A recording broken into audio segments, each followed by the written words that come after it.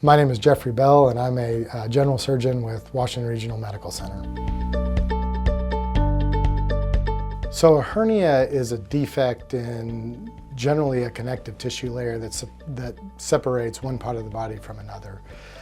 For example, the most common hernia is an inguinal hernia, where because of some developmental problems and stresses on the abdominal wall, part of abdominal contents will push out through the groin and cause a bulge. But honestly, a hernia can happen between any two body cavities. It can happen between the abdomen and the chest. It can happen between the abdominal wall and higher on the abdominal wall.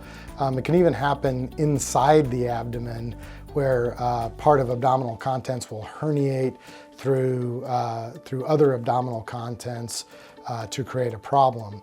And what can happen is that when those contents push out, if they get stuck out, we call that incarcerated. And that means just like they're in jail, they're stuck where they're not supposed to be.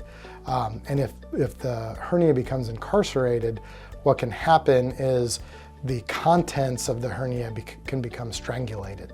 And that's where the blood supply of whatever's in the hernia is cut off.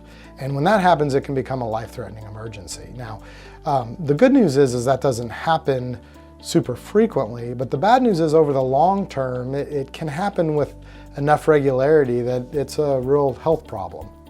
So the biggest symptom of a hernia is the bulge, and that can be also associated with pain. It can be associated with changes in bowel habits. It can be associated with abdominal bloating. But really probably the two most common things that people see is a bulge that goes up and down and discomfort with it. We're happy to see any of those people in this office. But if you have a relationship with a physician, a lot of times it's a good thing just to have them evaluate it first, because sometimes it can be simply said, no, that's not a big deal, or it is a big deal. But generally, if someone is young and healthy, we at least like to look at them because they have a long time to let the hernia develop. And the hernias are much easier to fix when they're smaller.